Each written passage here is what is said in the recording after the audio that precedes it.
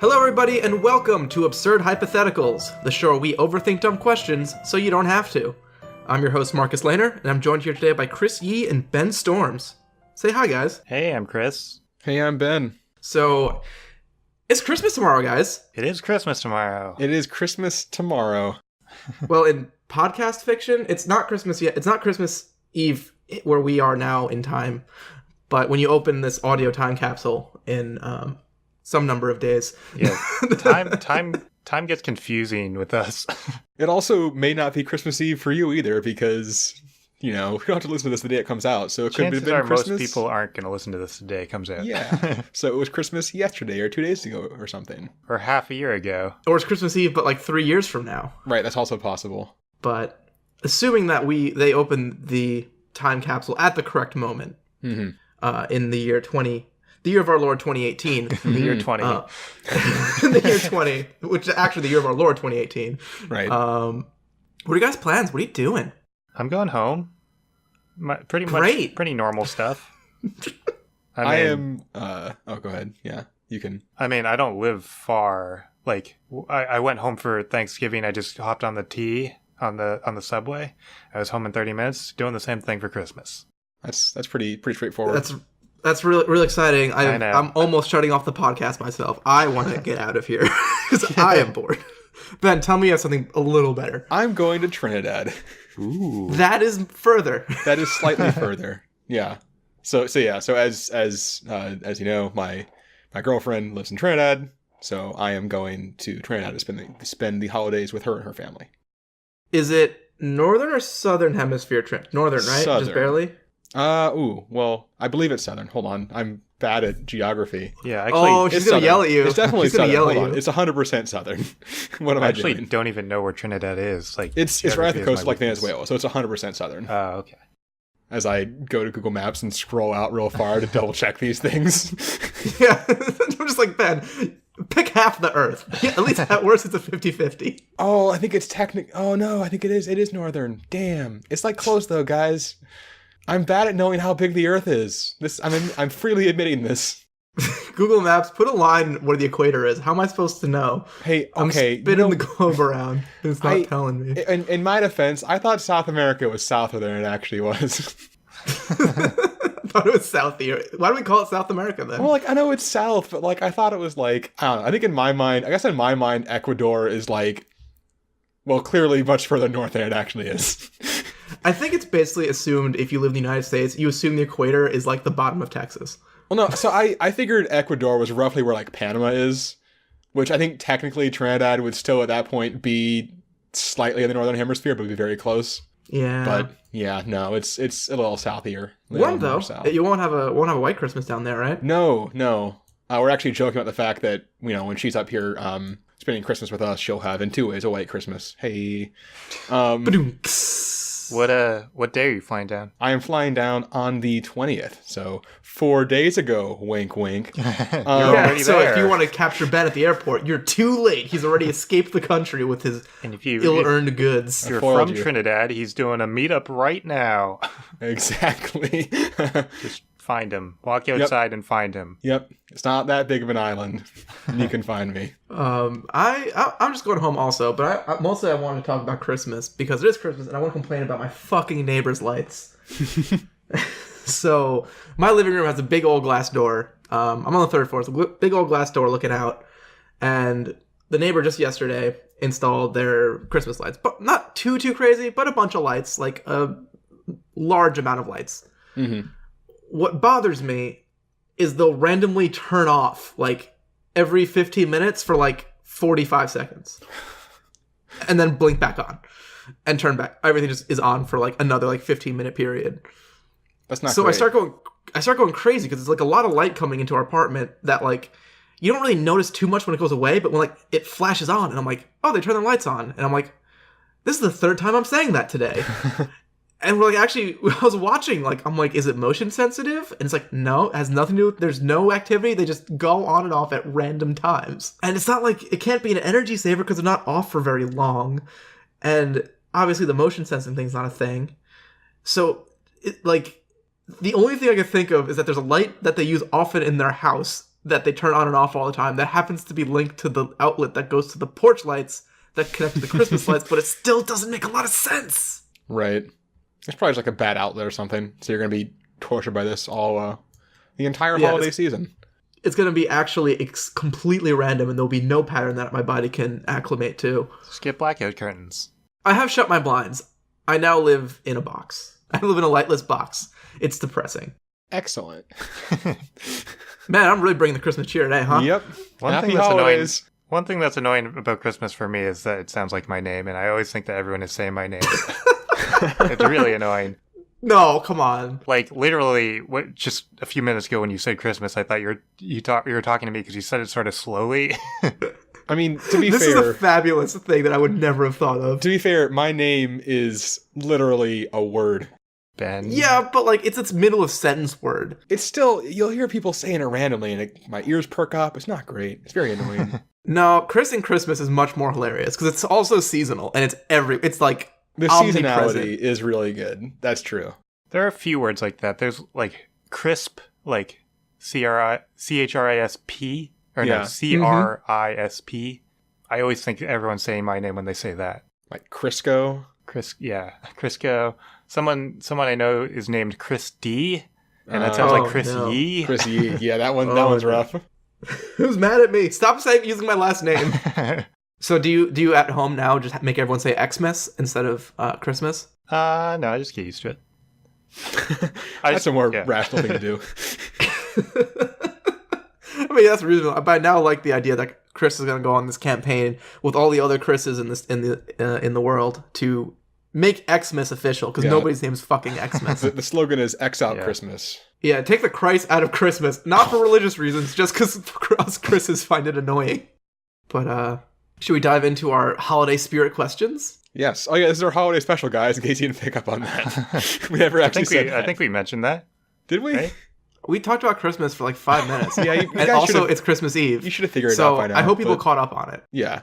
In case you didn't, it's the holiday special. It's the holiday special with the crispiest questions we could come up with. We're going to air this in the summer. No, we're going to air it in Christmas. People can listen to it in the summer while drinking a nice porch rocker. It'll be great. Which is what you're doing right now. Yeah. We were almost canceled recording today. Thanks, Ben. Hey. And then we decided to record, but I already had drank half a beer. So I'm like, I got to finish this. But it's really unfortunate because it kind of dries out my throat a lot to drink the beer. And then I'm worried I'm going to be coughing a bunch. So every time I cough, you can just blame me for being a shitty podcaster. It's also a porch rocker, which is a summer beer, which is interesting. Not Christmassy also. Yes. Also doubly bad podcasting. Also, it's kind of tart, so it really ruins my throat. So I have a water right next to it. So if there's like long periods of just glug sounds, I'm adjusting. I'm calibrating. Adjusting and or drowning. Yeah, my throat moistness needs to be carefully maintained. Anyhow, first question today. What if anything you put a hat on came to life? Frosty the Snowman style. So for this, basically, you got a hat, you put it on any inanimate object, and it comes to life in a, Christmas special cartoony fashion. Anyway, like Frosty. Yeah, like Frosty the Snowman, except it applies to also non-snowman things. Yeah. So my initial vision for this was basically like a Beauty and the Beast type cacophony of different household items all doing their chores for you. But they all have to be wearing a hat.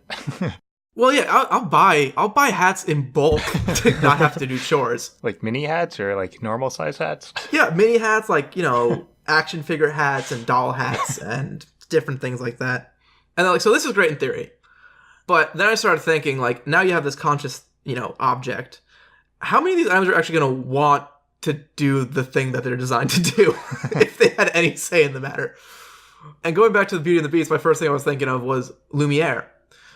So if you're a candle and you light yourself, you're literally just melting your own body and hastening your own death. This is true. They never address that in the movie. And it kind of sucks for household chores because it's basically like this I don't want to do my job is like basically all cleaning things. Like sponges are not going to want to do their job because it's just like, hey, get in touch with this nasty food. Cleaning cloth, rags, like vacuums don't want to suck up all that dirt and shit. Like it's probably gross. So none of the cleaning chores actually get taken care of by hats because you're going to put your hat on something and your vacuum cleaner's going to be like, nah. And then you have to buy a new vacuum cleaner. I mean, you can take the hat off. Oh, well, okay. Yeah, it works too. Let's not be But rash yeah, here. so a couple things I would not recommend putting a hat on. Obviously, like I said, the sponge and anything used to clean. Anything disposable, like a match or like an eraser, seems like it would not be super happy with what you want it to do. And really, do not ever, under any circumstances, whatever your kinks are, put a hat on your toilet. That's just horrible.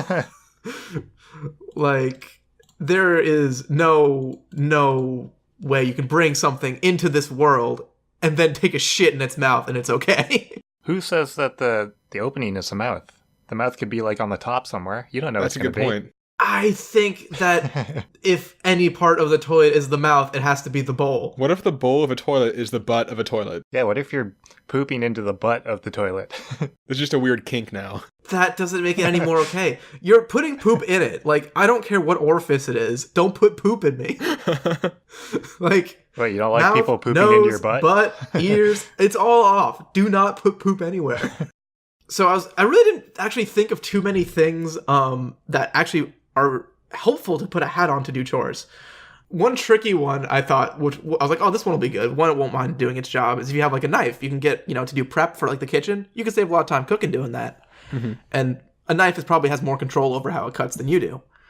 And then I realized the problem is probably going to getting the hat back. Because this thing's going to know if you take off its hat that it ceases to exist. And now you've just made literally a living weapon. So how is the knife wearing the hat? Is it on the blade? Yeah, I think you just put it on the blade and then it kind of just magically floats there for a little bit. Or maybe you have to get like a very long and shallow hat with with a very narrow head that just goes all the way through, and you can put it on like that, like a cowboy hat. I feel like it would be hard for the knife to keep the hat on him while trying to stab you. I figured what you do. You can only do it on one of those knives where they have like the little like lip at the end of the handle, and you kind of put it on like diagonally on the handle, and you get one of those like little helmets with a strap on it. Try to tighten it on. Yeah. Give him a little thing. That works. Then you'll never get that hat off. No, yeah, you will not. That is true. So you gotta be real good buddies with your knife, which is gonna be pretty hard because he doesn't have consciousness until you put a hat on him. So your knife could be a real dick, and you would not know. Maybe if you like chain it down to the cutting board, like put a chain on the back of it and like connect it so it can't like chase you. Well, he's not gonna like you after that. Yeah, this is like a really, really bad way to start a relationship with a knife. Yeah, then he's like guaranteed to hit you. I guess, but the problem is, even if you get away and he can't get at you, you've now just surrendered that part of your house. Right, exactly. And like anything that's that chops his corner for of you, the kitchen now. You can't get anything that chops for you now because it's just gonna like stab you up when you go for it. Yeah, so there wasn't too much helpful, but I think where you do actually get the best benefit is not your morning routine, but when you finally go outside and you get into your car. Because what I am waiting for in the year 2018 is for self-driving cars to finally become a real thing that actually work the way you want them to. Not that I have a self-driving car that works the way I don't want it to. I just have to drive my own car. I'm not complaining about my half self-driving car here. I just want to be clear. There's no commentary on the quality of self-driving cars. Right. Oh, no, it's a comment on that they don't work yet. But I think a car would want to go around. Like, a car would be happy to drive you places. It's like when you run around and it's nice. Like, Ben, you run. There's some joy in it. It's nice, yeah. Not when it's like raining or snowing, though. Would they want to be in traffic? Yeah. That'd be boring. But then they're just meeting up with their buddies. I guess that's true. They can just chat, yeah. Yeah, so like the car is gonna just be the car is gonna be like up and about and doing shit. I don't know. It's kind of just like waiting in line at like the bank. You don't really talk to them. Well, is it the option between like waiting in line at the bank or staring at a wall, which is like your driveway? Wait, you can't let them roam free in the fields? I think you can let them roam free. Like if you could work out with your car, be like, hey, you drive me to work and back every day. I will feed you with gas because without me, you're gonna die. Your car basically becomes a horse. Does it get really, really awkward when you take your car in for like an oil change? Is that like really uncomfortable for the car and the mechanic now? Maybe there's like, hey, maybe like I guess it's up to the car. Like if you have a choice to like be anesthetized in a procedure, it's like that choice where it's like, sense. Hey, I gotta go in there and fiddle with your bits. You can choose to not be conscious for it, or you can choose to be conscious for it if you want. Also, if you get pulled over for speeding, is it your fault or the car's fault? Does your car have to have its own insurance? A lot of questions are coming up. Does the car need to have its own insurance? Like I think- life insurance. Yeah, I guess the car gets life insurance and you still have car insurance. Does the car have to have its own license? No, I think you could. That's like I don't walking. think so. You don't have to, like, you don't need a license to walk. Fair enough. I mean, he might need to know the rules of the road, but I feel like they're not very hard for a car to learn. True. Also, you can just ask around. Like, the car can just ask other cars, like, dude, what's this red thing mean? And then, like, that's a stoplight. And they're They'll like, pick it up pretty quick. Yeah. So basically, what you're gonna have is you're gonna have your car. You have to like drive to work and then just like hang out a bunch. I guess they're probably gonna get kind of bored. So I kind of think, like I said, you don't really own your own car as much. Basically, just every car is like a bored Uber. Because I think they're just gonna roam around and probably like maybe they pick up other people, maybe they hang out with other cars. They kind of just do their own day. I guess they can't really do other tasks other than driving. Right. Yeah. So I think the only claim you have to your car once you put the hat on is that you are the person fueling it up. Like, it needs you to provide it fuel, and that's about it. So don't piss off your car, I guess, and make sure it doesn't figure out how to gas up on its own or make better people friends. So one other thing about all these cars is that there's a lot of them. I imagine almost everyone's going to want to get on the self-driving car train. Because, like, even if you only do, like, half the cars, there's 236 million cars in the US. So that'd be like 120 million hat cars. So the problem is that cars are parked most of the time. Because what do you use your car for? You commute to work, you commute back. And that's, maybe you run an errand. But that's all you do with your car. And it's sitting in a parking lot or your driveway all the rest of the time. According to a study done by General Motors, cars are currently parked 95% of the time. So I kind of assumed that if a car was running, it was awake, and if it was off, it was sleeping. And I generously gave it, if cars were asleep for 12 hours a day, is basically how much they slept. So currently, cars emit 15% of the man-made CO2 in the air. That's when they only run 5% of the time. If they are running 12 hours a day, or 50% of the time, we're multiplying that figure by 10, and now we're emitting 235% of our current CO2 production into the atmosphere, which last time I checked is bad. It's bad to put all that CO2 in the atmosphere. It's something about it getting warm. How did we fuck up the environment with this question? The hell is wrong with us? Yeah, well, maybe if we didn't put all our inanimate objects through what would be a waking hell, maybe I wouldn't have had to resort to doing cars. Treat your inanimate objects better, people. They'll last longer. It's just for you, really. Yeah. Yeah. Also, I want to acknowledge, before I pass the baton on to Chris, because I just see it now in our show notes, we have, usually what we do is we have, like, question 1, we write the question, and then if we have any parameters about how things work, like we would say, if you put a hat on an inanimate object, it becomes a living thing. It doesn't, it would do the things it likes to do, blah, blah, blah, blah, blah. We got jumped to this one pretty quick, so we didn't quite update it like we normally do. And we have left a couple parameters from last week. So now it just reads, question 1, all caps now, hats, parameters, filled with air at 1 atmosphere. Which would be true. It's just not particularly relevant for what we're doing. And that was from our... What question was it? That was if space was full of air. That was last week. Yeah. Or No, that was 2 weeks ago because last week was a lightning round. Yeah. yes, the holiday schedule really messes with what we record in an order. Oh, yeah. But anyway, Chris, take it away. Okay, I just wanted to acknowledge that. Yeah. So what I did was, in this hat world magical hat world where hats make things alive, I want to see what your job is like if you own a hat store. So the main problem with hat stores is going to be storing them. Like, where do you put them? Where do you put the hats?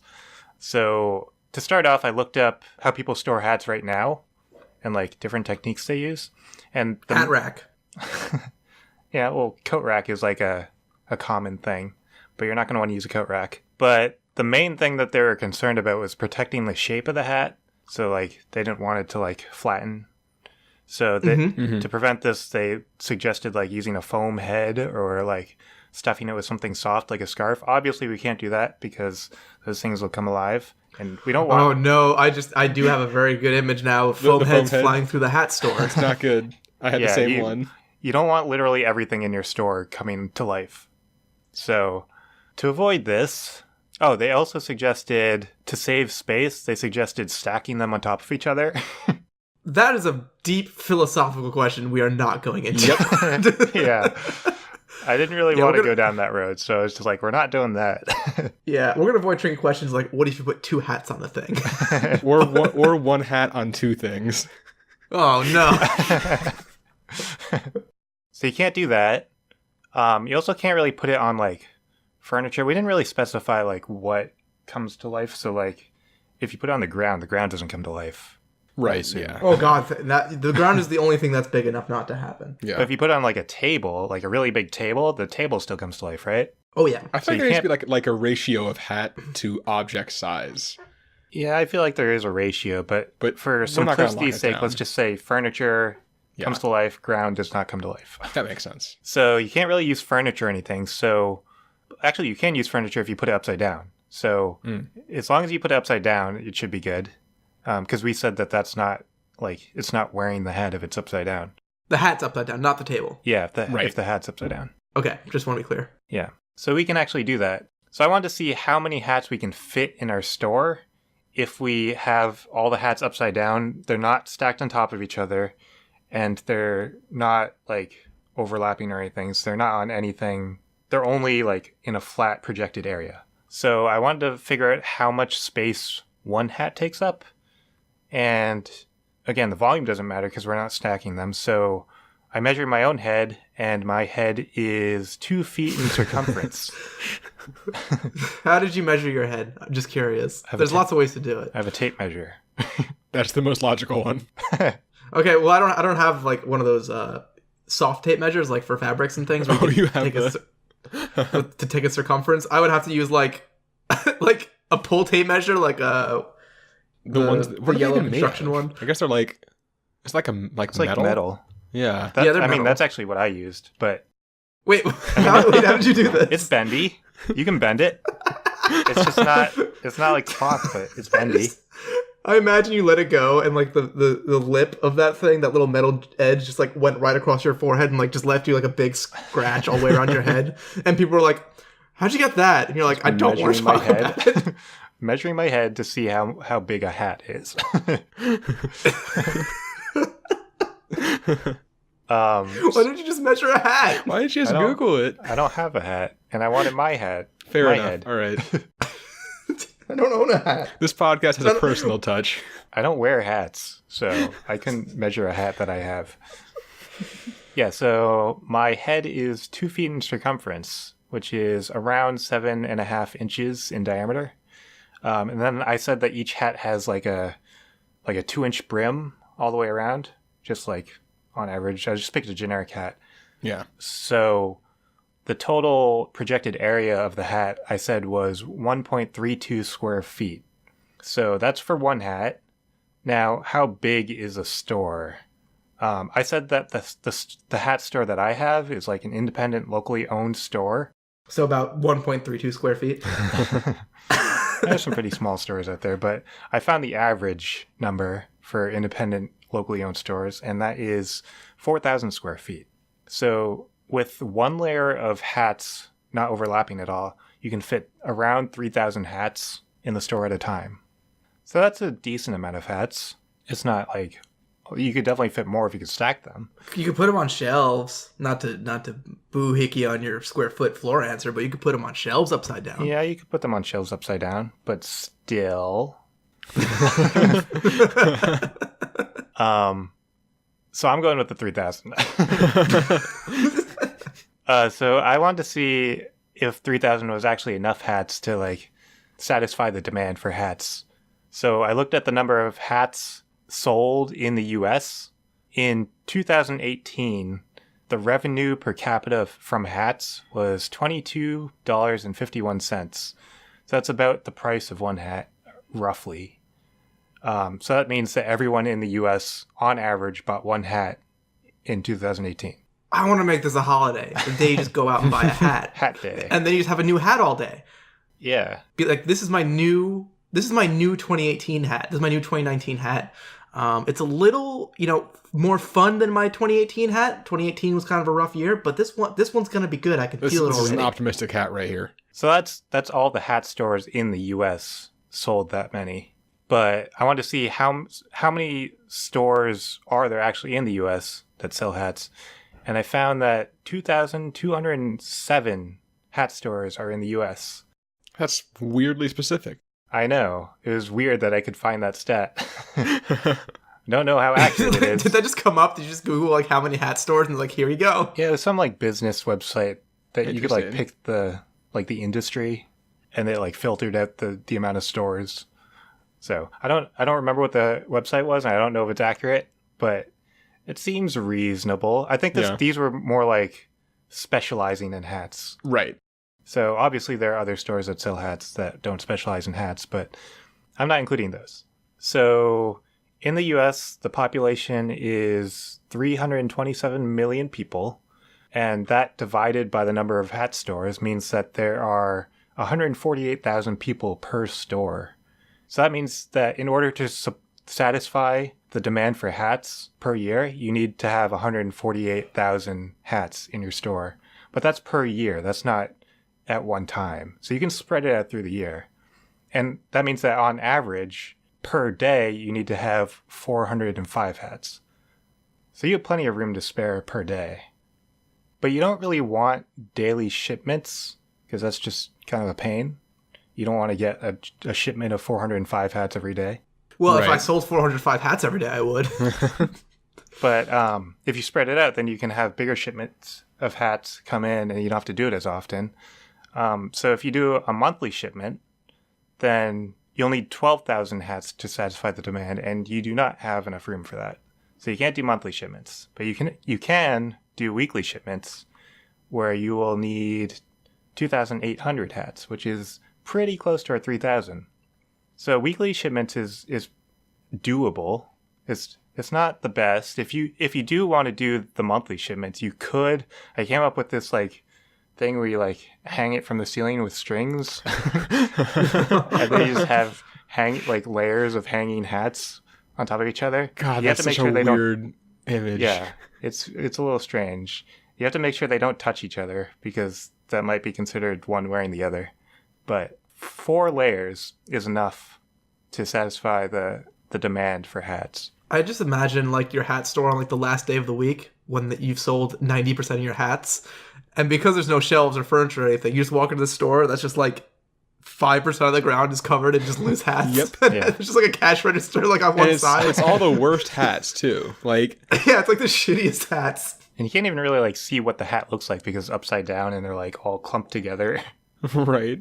It's point, I want that one. Is there a recurring problem where people go, I guess people would know, but you just grab the hat off the floor and you go to the counter to check out, and you put the hat on the counter and you don't put it upside down, and now the counter has come to life while you're trying to check out. I mean, I think it's common knowledge that this happens if the hats aren't upside down. I think it would become very common knowledge very quickly. Ooh, I think maybe it would become a crime to put them right side up where you're not supposed to. Yeah, so I did all this math, and then coming to Marcus's point with the shells, I realized that I didn't say shells, but I realized that the easy solution is just to put them in boxes upside down. So that's the easy thing.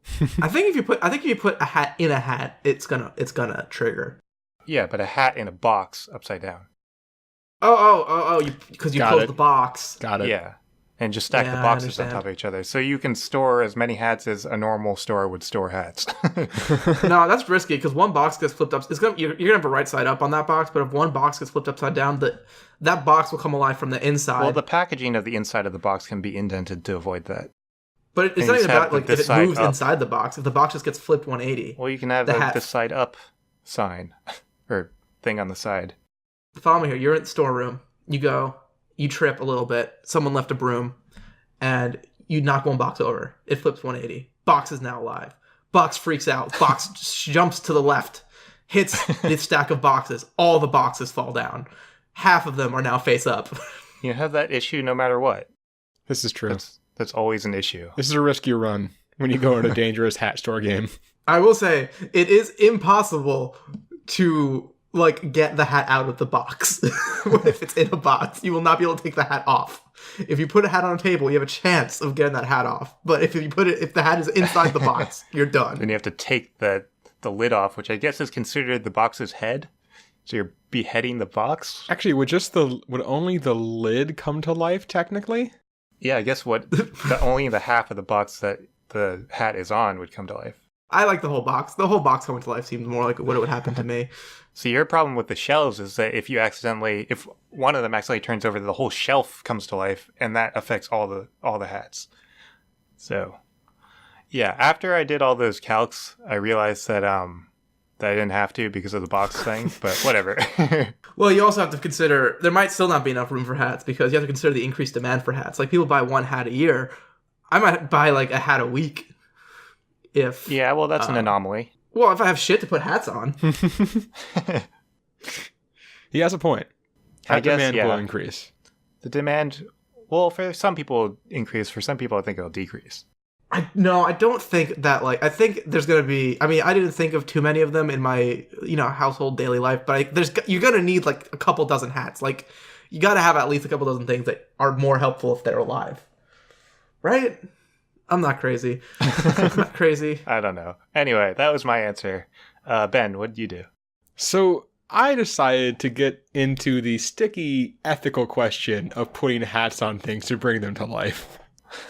So you're a braver man than I am. Yes, yeah. So really the main question that we want to answer, if you take a hat off of a living thing, is it murder? That's our endpoint. We're going to take a journey to get there together.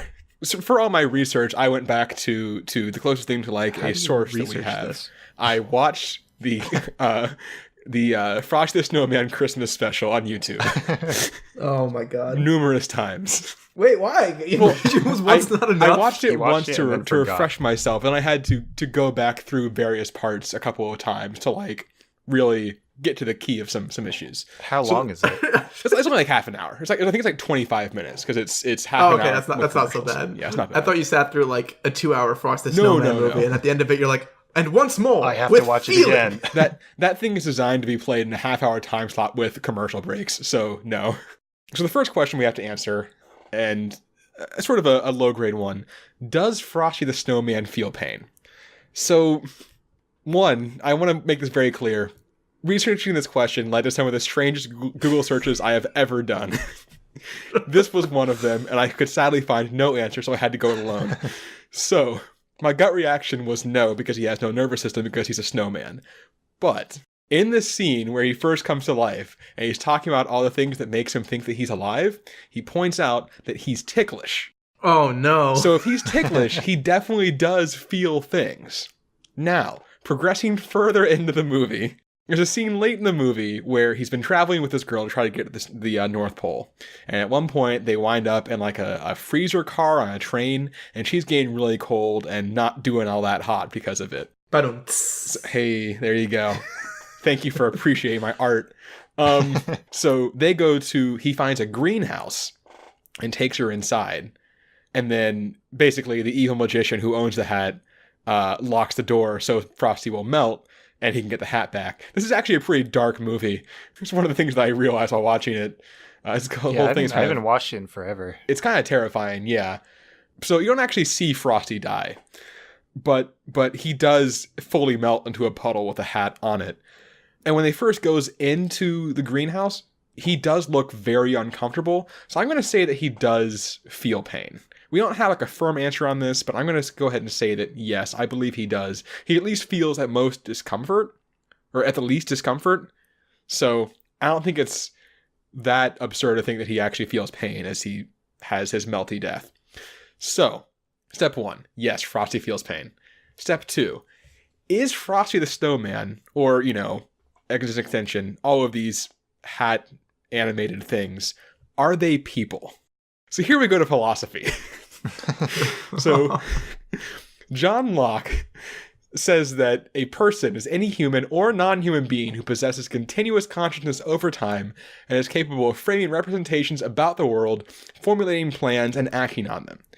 Frosty the Snowman, by this definition, is a person. And I would argue that... Oh, yeah. I mean, he's all about the plans. Oh, yeah. He, as an example, taking that little girl to the greenhouse, he realizes that she is cold, she needs to get warmed up. Even at risk to himself, he finds this greenhouse and takes her to it. That is a plan. So, that's one aspect. Thomas White, another philosopher, he has a criteria, which is that a person is 1, alive, 2, aware, 3, feels positive and negative sensations, 4, has emotions, 5, has a sense of self, 6, controls its own behavior, 7, recognizes other persons and treats them appropriately, and 8, has a variety of sophisticated cognitive abilities. Once again, Frosty checks all the boxes. He directly says he's alive. He's referred to as a happy, jolly soul. So there's the positive emotions, and he feels pain or discomfort, so we got that one. The one that I was not 100% sure on necessarily was a variety of cognitive abilities. But in that scene where he realizes he's alive, he says that he can make words, he can move, he can juggle, he can sweep, and he can count to 10. I would like to point out that he says he can count to 10. He only correctly counts to 5. And then kind of loses the plot after that. But he can at least count to 5. I can totally count to 10. I will count that. I know that 10 is a number that exists past the mental barrier that is 5 for me. His exact counting goes something like 1, 2, 3, 4, 5, 9, 7, 6, 8, 10 or something. So he gets most of the right numbers and the right endpoint. And he does realize he doesn't actually get to 10. He says he can count to 5. So I'm going to count that one. So I'm going to say that by both of these philosophical definitions, Frosty the Snowman is a person. This is important. Because now the question is, that we're trying to get back around to is, when you take the hat off of Frosty the Snowman, does he die? Because this is going to change a lot of the ramifications of this question. And this one's a little complicated. So, when Frosty the Snowman first has the hat put on, he says happy birthday. The hat then almost immediately gets blown off. Eventually, the hat comes back, and they put it back on Frosty, and he says, once again, happy birthday, and then he says, hey, I said my first words. This suggests that Frosty has no recollection of that initial behattening, which is a word I've just made up because I couldn't think of a better one. Behattening. Behattening. It's good. All right. So, if he has no recollection of that initial behattening, by John Locke's definition, remember, John Locke said that a person is a human or non-human being who possesses continuous consciousness over time. So the consciousness stops and is a new consciousness after that, which means that the different instances of Frosty when the hat goes on and off are different people, which means that when the hat is removed, Frosty dies, which is a really sad place to get to. I'm sorry, guys, but I can't say anything else. So what are we left with here in the context of our question? The perfect murder. Well, look, Frosty's right here.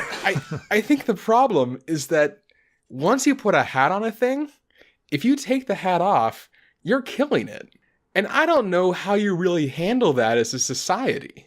So I guess that's sort of so actually there is another problem that I'm actually just now thinking of, is that as demonstrated in Frosty the Snowman, hats can blow off of things. So here's the question that we have to sort of come to grips with together, because I literally only just thought of it. What happens, so say you have a bunch of things wearing hats outside, and the wind blows, and all the hats come off. How do we handle this as a society? Do we mourn them? Well, that's just part of nature if that happens. That's like an animal killing another animal. I guess that's true. Yeah, you don't have to mourn every living thing. Like, if, my goldfish dies, not that I have a goldfish, because any goldfish I've previously owned is dead. Because it died. Right, because it died. Because it died, or went to a nice farm somewhere. Honestly, I'm over it. Like, that's true. If you came to me and you're like, you have to put this vial of poison in this fish bowl and the fish is going to die, and you offered me like a mildly compelling reason to do it, I would do it. Fair enough. I wouldn't really lose sleep about it. Fair enough. I think if you're the one that put the hat on the object, you do have a responsibility to try to keep it on. That's reasonable. I bought the fish. The other thing, too, there's an advantage to keeping the hat on as long as possible, because, as we established, the consciousness is different the second time, and so anything you have, say, taught your knife or car or whatever, it will have forgotten. This is going to teach kids responsibility. Here's what's going to happen. You have a kid. he gets on his 4th birthday his favorite stuffed bear. Mm-hmm. Put a hat on it. Mm-hmm. He's now got an animated stuffed animal friend that he can hang out with all the fucking time. You have described the plot to Ted, but plus a hat. Yeah. Well, I'm gonna stop before we get partying, Right? Because your kid, like, you're gonna have like your bear toy kid following your kid around. You're gonna be like, careful of your bear, don't knock its hat off. And the kid's gonna be like, yeah.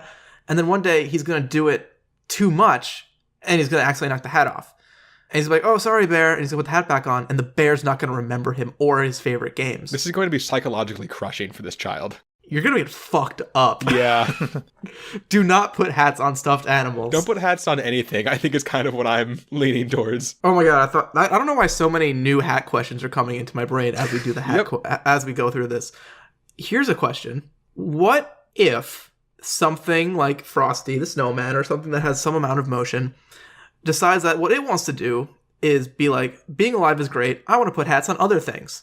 Ooh. And things with hats start putting hats on other things and making their own hats. Congratulations, and now... guys. We've reached the robot apocalypse portion of our question. Except only it's hats and not robots. Only it's adorable. It's only inanimate objects with hats and not robots. But we created the hat kind of robots. Never ever put a hat on a machine that makes hats. Whatever you do, this is how you get Skynet. How cool it sounds. Yeah, I don't think anyone's ever made the Hatpocalypse. I think we're the first ones. Yeah. Patent pending. Patent approved. We have the patent. TM. That's not how patents work. The patent.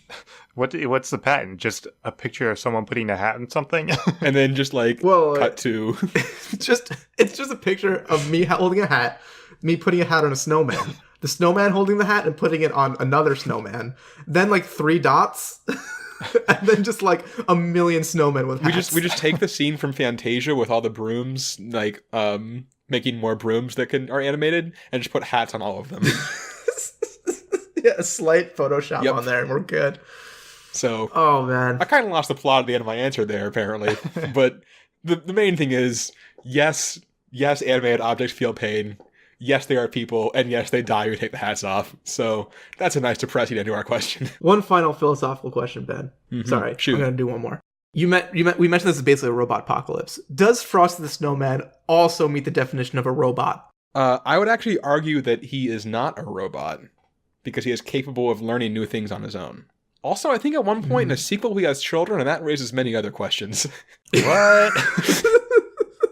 I came across that at one point in my various Googling and decided not to go down that path whatsoever because I don't need to go there at all. I assume Thank you, Ben. was putting more hats on them. I think it was. Hey, Chris, we have a merry holiday break to get to, and I'm interrupting all of you so that we can get there and not talk more about the crazy hat philosophy because I'm losing my mind. I want to talk more about hats.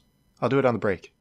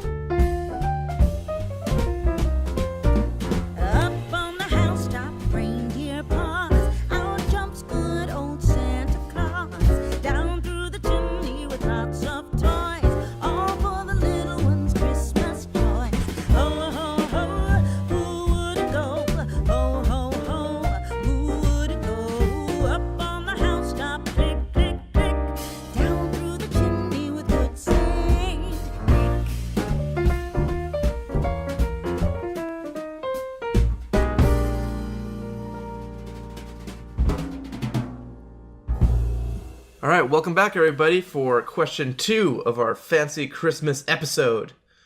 And this question is, what if everything was claymation?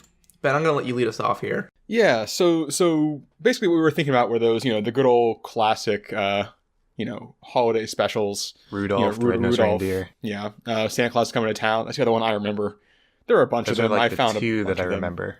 Yeah. Yeah, the one with having a blue Christmas one. Which one? That one? A Year Without a Santa Claus. Yes, yeah. Do they still play those? I haven't seen those on TV in a while. I think they do on must still play them. Whatever ABC Family used to be, Freeform. Is that right? Oh, yeah. Yeah, I think they would show them just like on a loop all of like December forward.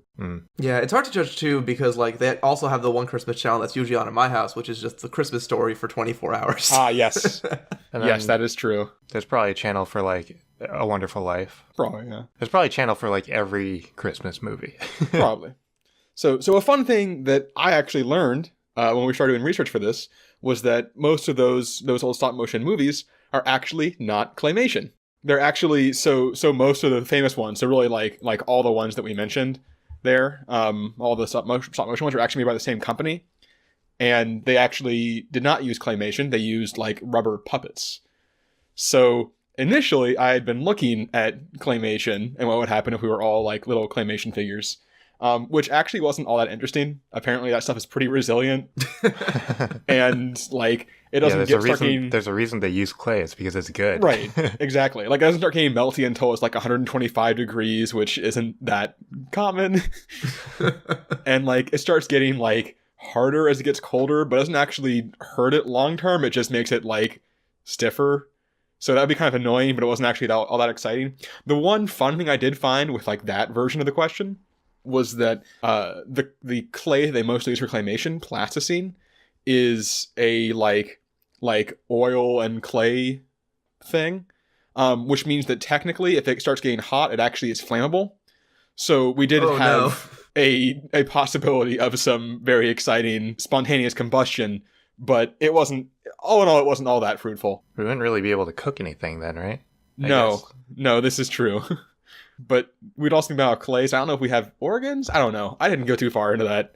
So instead, I went into what if we were these puppets. So, like I said, all these movies are made by this one company, Rankin Bass Productions. It was a technology they use called Animagic, which is a great name, and thank you so much whoever came up with it. We're all wizards now. Oh yeah, we're wizards. We are all wizards. One sort of like buck wild thing I learned. So I always assumed that these movies were relatively low budget because I feel like stop motion isn't generally that expensive.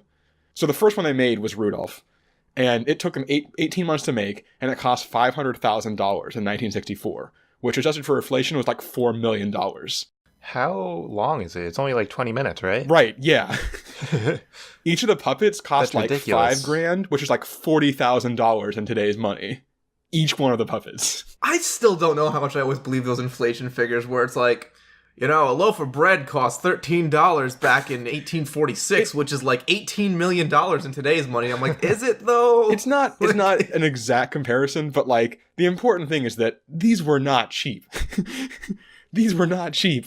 This is kind of absurd. Like even in today's money, each of those puppets being $5,000 is kind of insane. Which one was the first one they made, and how much was that one? That was Rudolph. Was the first one. Okay. Exactly. And I couldn't find budgets for any of the other ones. I didn't know if they had more on those or not. So it wasn't like a proven thing, and they're like, this does make money. We're going to make more of them. We're going to pour money into this. Right, exactly. This was like on a whim almost. Other fun fact, by the way, that I forgot to mention, Rankin Bass Productions, who did all these, actually also did Frosty, which was a cartoon. They did a few they like traditional animation things as well, and one of them was Frosty. So they just did like all beloved Christmas specials, and also some random shit like the Easter Bunny is coming to town, and Nestor, the long-eared Christmas donkey. Christmas donkey? I don't know. So they're actually a successful villain that managed to reinvent all our holidays by taking over the media giant. Basically, yeah. And they tried to expand their powers with Rudolph and Frosty's Christmas in July, but I don't think that one really took off. So we got saved from them having just like total calendar domination. But sorry, I just gotta write down the name of that Christmas donkey movie so I can watch it later. Yes, that is Nestor, the long-eared Christmas donkey. Nestor. Okay, got Nestor. He sounds like a bad Aquaman villain. So you got to figure, if we were all these rubber puppets, that's actually got to be like a pretty good thing for like our lifetimes, right? Because rubber is like notoriously a thing that doesn't like break down in landfills and stuff. Which would probably be right, except for one small detail, which is that before they like put them onto the sets, they spray them down with this non-reflective spray, which was actually acidic. So the puppets would only actually last about 16 months. So that's kind of our upper bound here. That's our lifespan. So that's why Rudolph was finished in 16 months. Exactly. It was only 20 minutes long. Exactly. They were going to make a full-length feature. They had another hour planned, but they ran out of puppets. And the first ones cost a lot to make, and they couldn't get any more. So that's kind of our upper bound here. A couple other things. So size, we would be small. We would have to be small. These puppets were about 8 inches tall. I don't think we necessarily have to be 8 inches tall, like exactly, just because they were, but it's one of those things where, you know, we've always talked about the how as things get bigger, their cross-sectional area gets bigger and they start collapsing in on themselves. And that's going to start happening pretty quickly. So we could, you know, probably figure out a size that would both let us not be absolutely tiny and also make us not break down before we dissolve from the acid. But I didn't go through that. But we would smaller. That's the important point. Everything else would be too, so it's not a huge deal. But you know, would the Earth be the same size? Gravity would be the same, right? Oh, I didn't think about it. In fact, actually, I didn't consider if that the Earth would also. Would the Earth be? I guess it would, wouldn't it? Huh. Yeah, I don't know. Well, all right, time to cancel this podcast, go do another week of research and come back. Well, sorry, guys. Also, one other thing. They weren't necessarily entirely rubber, actually. Like, as an example, Rudolph actually had a wooden head, torso, and hooves, which I was kind of weirded out by that one, because that implies that, like, only his legs were made of rubber, but whatever. And I guess his neck, since they specified head and torso? I don't know. So, technically, I guess parts of us would last longer, which is kind of weird as well. But speaking of parts of us, the one other really fun thing about all of this is that moving around gets kind of complicated, because there were 2 ways the puppets moved, really depending on how important the character was. So the cheaper puppets basically would be like rubber models that had copper wire running through them that were like slightly flexible, and you could sort of like move, just, you know, bend like the pieces on them.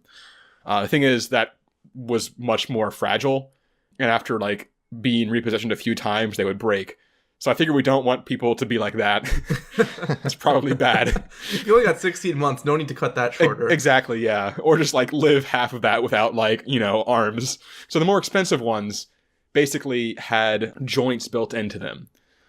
So they could bend, you know, more freely in certain directions. But then they would have multiple like arms for them depending on how the arm had to move, and they would swap those out. So I think that people can do that depending on how they need to be able to move their limbs at the time. That's convenient. Right. Well, and that's so I was trying to figure out after that was, you know, I'm sure at some point the arms will break and stuff, but at this point arms are kind of replaceable. So I was figuring out, do you just carry around a bunch of arms with you? I decided, no, that's not going to work, because like one, it's going to put more stress on your legs. It's to carry more legs, and it's just a vicious cycle. We're not Mr. Potato Head. Right, exactly. So what I realized is that at this point, arms and legs are just interchangeable between all people, basically. So there's just like stores that just have like rows of arms, and like there's like a given arm, taken arm bucket at like cash registers and stuff.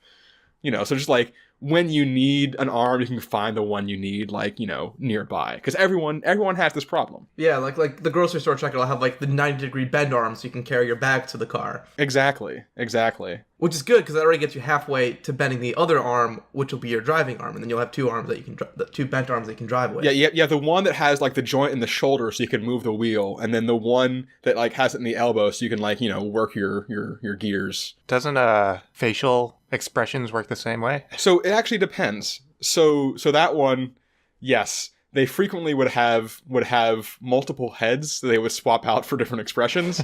That's not really going to work for us, I don't think, because those are much more individual than arms.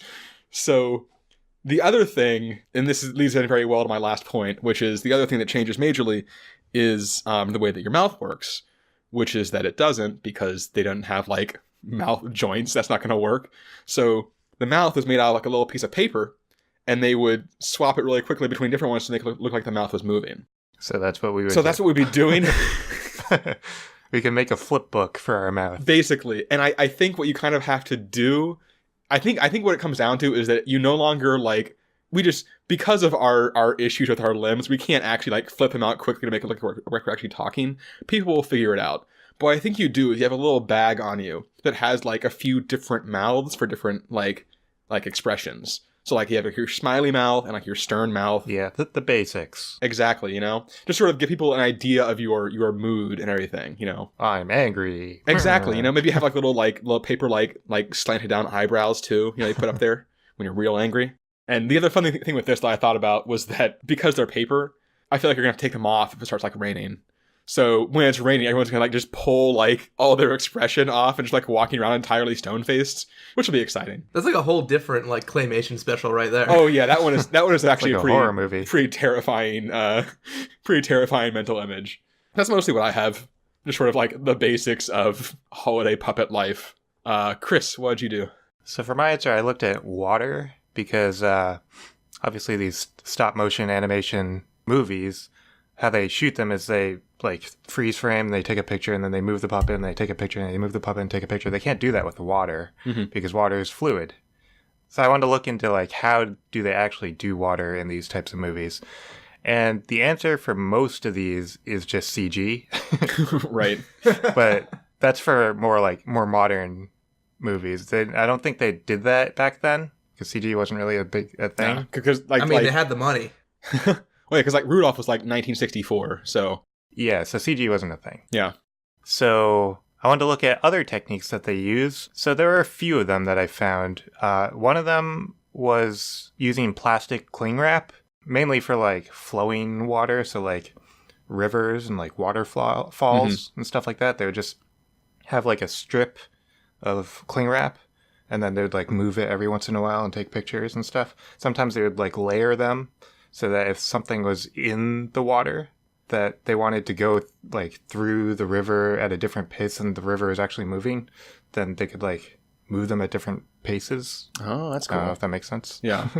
Yeah, so that was for flowing water, but there are, for like cling wrap for like standing water, that's not really that great. It doesn't look convincing.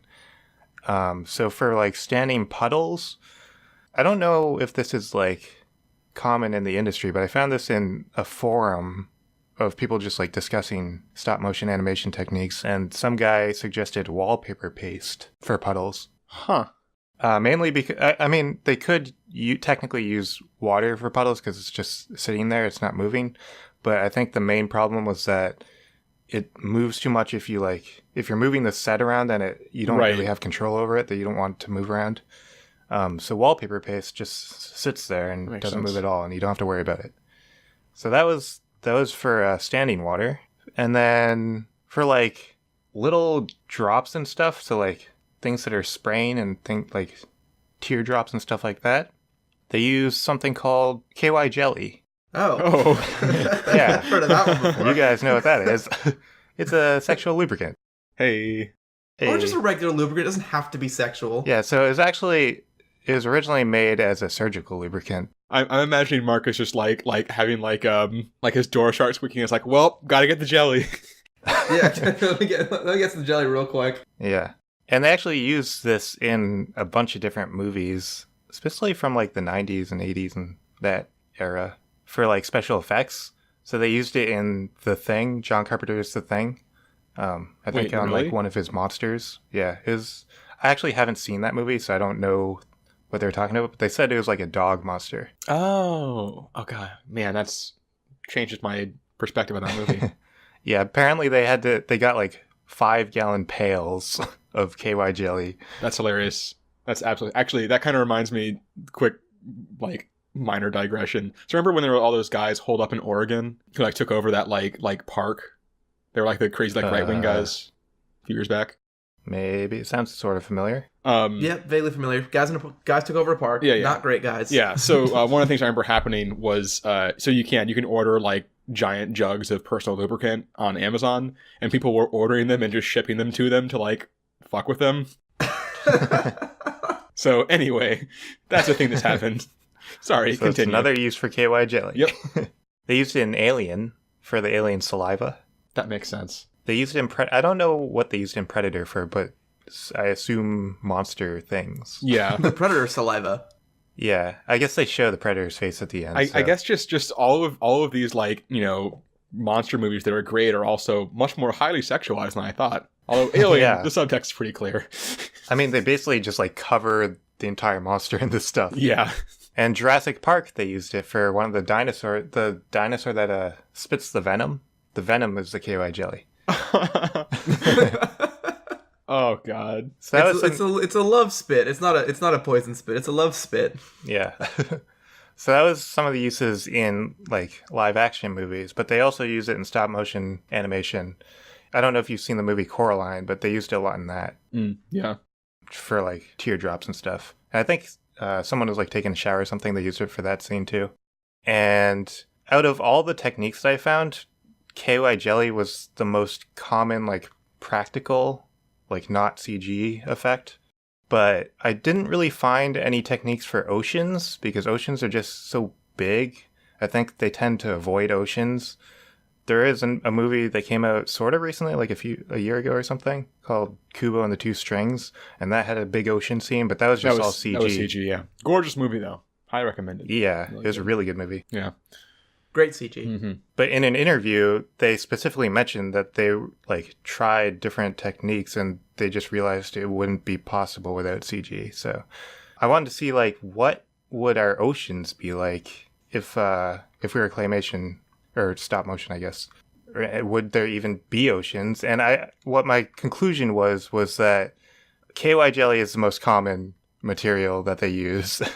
So I think basically the oceans would just be all KY jelly. It's about the motion in the ocean. And it's actually not that bad of a thing because KY jelly is actually chemically inert, it's non-toxic, and it's water-based. So it's not the worst thing in the world. It's just a little weird. It's a little weird. Little weird, but we can get over that. I mean, in fairness, like if you go to the beach now and you go in the water, there's all this sand and minerals in there. So when you get out, you're all like sandy and like it's, you know, irritating and it's like rough. It's gonna be the opposite. You're gonna go in there, you're gonna hop into the lube ocean, and you're gonna come out and you're gonna feel great. You're gonna be like smooth and slippery and be like, woo! But here's the problem I'm seeing is that so think about, you get out of the ocean and you go over to the boardwalk and you're covered in lube.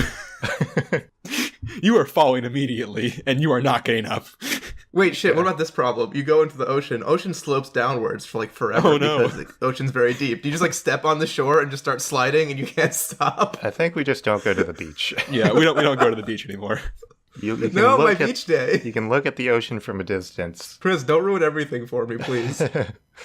I mean, that was basically everything I had. Giant lube ocean. Marcus, what do you have? I too chose to look at a very specific part of what makes claymation movies. And what got my gears going was that nowadays a typical movie is at 24 frames per second, which actually is really low considering, you know, like video games run at 60 and you can do way more. And I read a bunch of people complaining that like because we got so hooked on the 24 frames per second standard, they don't make movies at 60 because now it starts to look unnatural to us. Yeah, I Yeah, fucking they hate tried it. making The Hobbit 60, right? Looks goddamn Or awful. Something like that. Sorry. And everyone Yeah, thought it it looked really just- weird. I'm a film nerd, For some kind reason, of, just, like- and yeah, whenever like one of my biggest pet peeves is when I go to someone's house when we're watching a movie and they have the like motion smoothing on their TV and it looks like a soap opera and I want to die. Yeah. It's weird. Yeah, like soap opera somehow got like the extra frames per second of all things Yep. that don't need it. But yeah, that's regular movies. Claymation movies actually only get shot at 12 frames per second. So the film will be in 24, but they'll duplicate every frame. So if the entire world is claymation, the entire world only functions at 12 frames per second. And some things are faster than that. So some things don't work. So that was kind of my quest to find out what breaks when you only have 12 like frames per second. And kind of a little bit of the rules, like my first thing I thought of was driving. So like your wheels are spinning very fast, but like if it's a continuous motion, you know, claymation movies, they round out the in-between frames. Like the car still would move smoothly. It's not like your wheel turns like only like 12 motions in a second and then doesn't, because physics doesn't work anyway in this, but it works less if you do it that way. Right. So basically I was looking at things that you need to do like a specific different thing multiple times a second. So I did look at driving, but specifically the driver's reaction time, if you could actually drive under those circumstances. And then come across the worrying statistic that a driver's reaction time is like 1.5 seconds. Oh, God. That's pretty slow. Yeah, and that's like, I mean, that's what they use for like crashes and stuff. Like, if you're paying attention to the road, it's like half a second, but they use 1.5 for like safety, and like if you're just paying casual attention to the road. And that's like a really long time to like, and this is the time it takes you to even like think to hit the brake. Mm-hmm. So we're not running into problems with the Claymation. I'm running into problems of not trusting anybody else on the road anymore. Hey, joke's on you. I already didn't trust them. Way ahead So of you.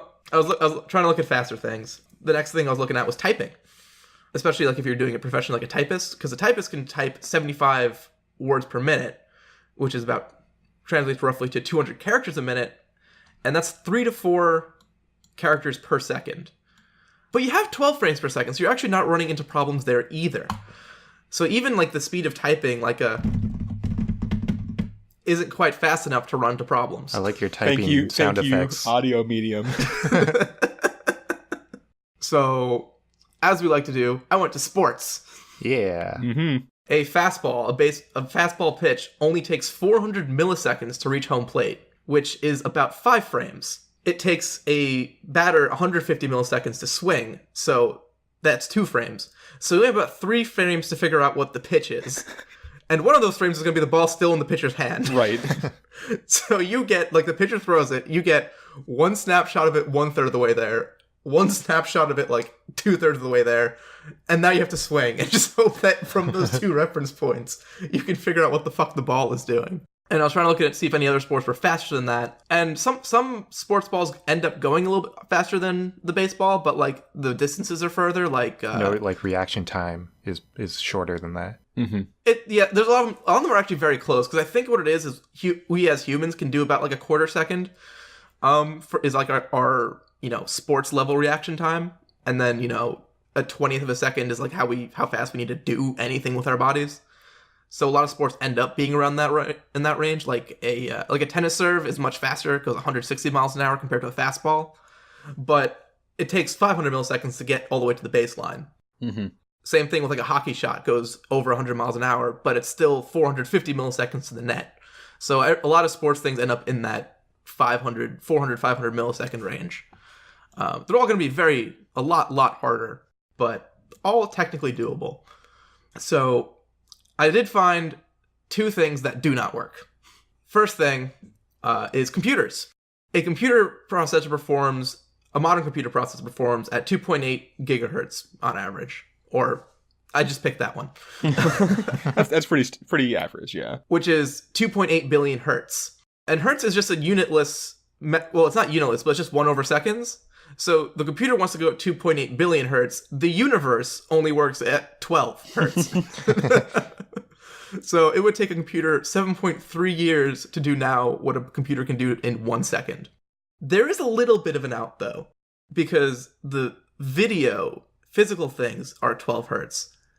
Sound is okay. Sound is not on that same time scale, because sound is like a separate track in these movies. Yeah. So you could actually go back to like modem style sound-based information transfer, like when you used to put like your phone in the slot to get internet. Yeah.